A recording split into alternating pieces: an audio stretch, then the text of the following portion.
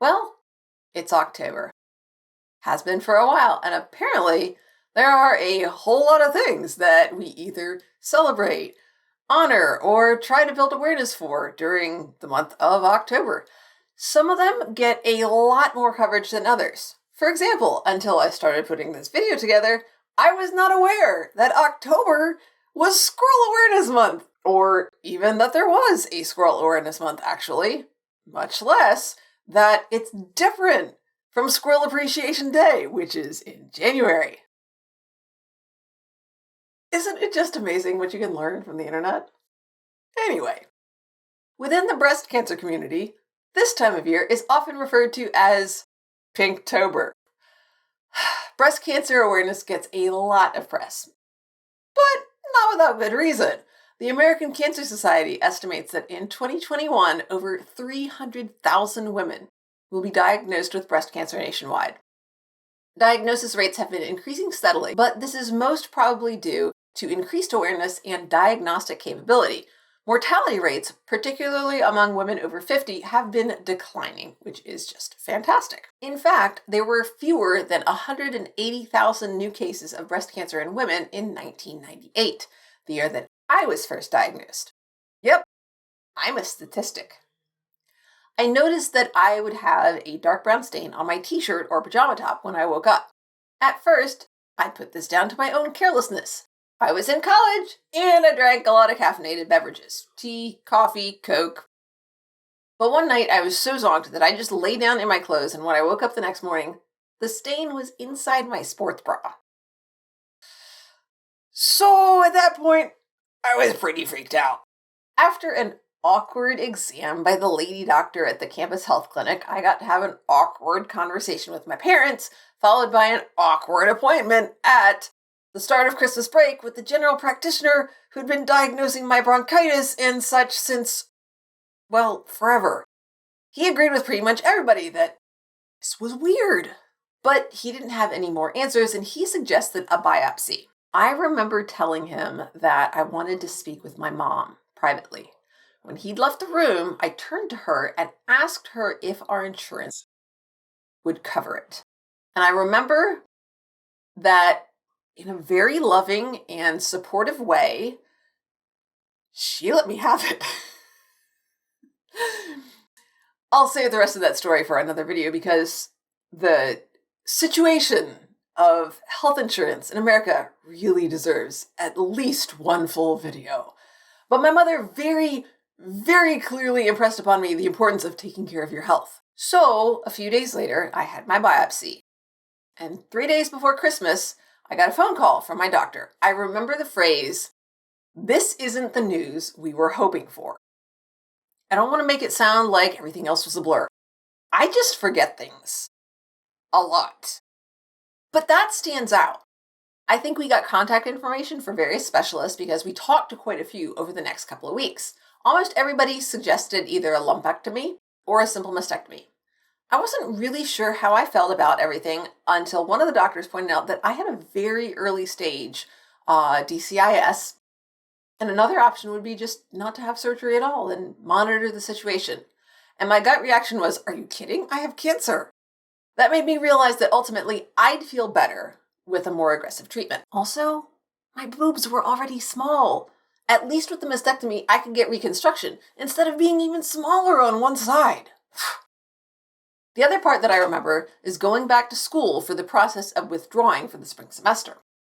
I was able to get my classes and financial aid and scholarships bumped back without any problem. But when I tried to get my housing deposit back, I was told it was non-refundable. And I remember protesting, "I'm not irresponsible. I can't help it. I have cancer," and bursting into tears. And I have no idea who that poor work-study student was. I owe him such an apology because it wasn't his fault either. To his credit, he got out of the way really quickly and brought back some kind of supervisor, and it all got worked out. But I will never forget the immediate panic I saw on his face. That sort of, oh crap, oh crap, oh crap. I don't know what to do. I'm very touchy about money. My surgery went smoothly. They did the reconstruction at the same time. I went back to college in the fall and finished up my degree in English education. Life progressed fairly normally. In addition to getting annual checkups with a doctor and a dentist, I also went to see an oncologist. At first, it was every 6 months and then every year, and then I found a lump. This was not quite 12 years after my first diagnosis. The lump was hard, but not painful or even sensitive. It was like my rib had grown a little bean. The initial process was similar. This probably isn't anything serious. This time the thought was that it was scar tissue at the edge of the implant. But let's have a biopsy and check. And then again, the news that we didn't want. I was teaching by this time, but I was diagnosed in June, and I was able to have my surgery either at the end of June or in July, so I didn't miss any school. But since this time the cancer was a little more advanced, invasive but clear lymph nodes, after I recovered from the surgery, I went through chemotherapy, which was one treatment every few weeks through the end of the year, and then radiation, which I think was every few days after school for a month. And then I had to recover from that before reconstruction, which was the following summer, but there were complications, so the summer after that, they did a different procedure, which was effective. It's now been more than 10 years since my second diagnosis. My hair has grown back, and this is what happens when you don't bother to get it cut. I have officially been released from checkups with my oncologist. We both have expressed the hope that if we see each other again, it will be in the grocery store, not in any sort of professional capacity. We might have shared a hug, but A, COVID, and B, neither of us is all that huggy. Thing is, even during Pinktober, I don't share my story all that much. Cancer is a really serious disease, and I've been incredibly fortunate to have caught my case early and to have treatment go so smoothly. And that's not everybody's experience. It's probably not even most people's experience. I don't want to say something that would cause somebody else to take it more lightly. At the same time, I know it can be overwhelming, not only for patients, but for those close to them as well. So I don't want to not talk about my experience. This is one of the challenges of being part of a group. There are things we tend to have in common, even though on the whole, we're more unique and different than we are alike. And sometimes when most of the group shares a particular feature or experience and you don't, it can make you question the validity of your membership, your belonging in that group. I often feel like I don't really belong as a cancer survivor. I don't even like that term because it implies that I went through something that threatened my survival, and my cancer didn't really do that. Chimamanda Adichie's 2009 TED Talk titled The Dangers of a Single Story explores this from the perspective of an audience, specifically in her opening anecdote, her own experience as a young reader and writer. When we have one particular description of something and it's reinforced again and again, that becomes the single story that we have. It becomes definitive. African, for her, becomes synonymous with primitive and impoverished. Cancer becomes synonymous with degenerative frailty and impossible odds. Femininity with having boobs. I love this shirt, but it's not coincidental that Wild Abouta is in smaller type up here and Cure is in big letters right across here. This is why representation is important and why it's important for representation to avoid being repetitive. That's how you wind up with stereotypes.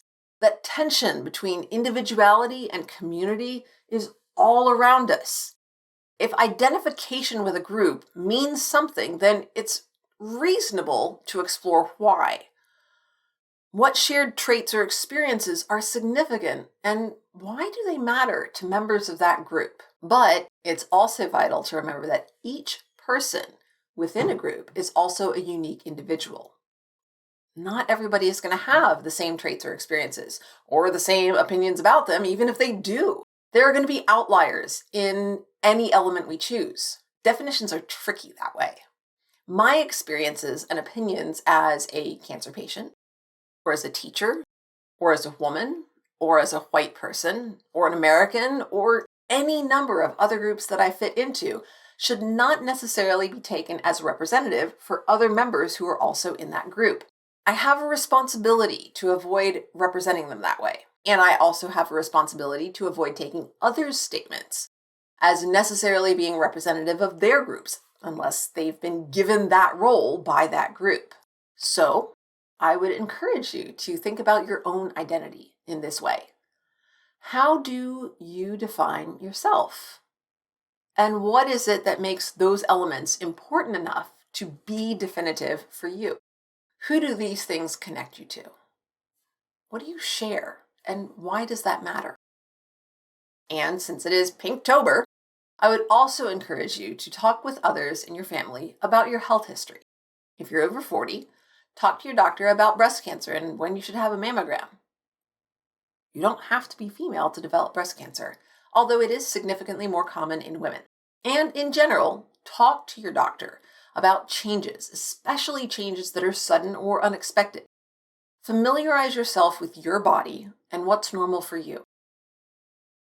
Because regardless of what groups you're in, ultimately, you're an individual. You are unique, and that is so important. Thanks for watching. Bye.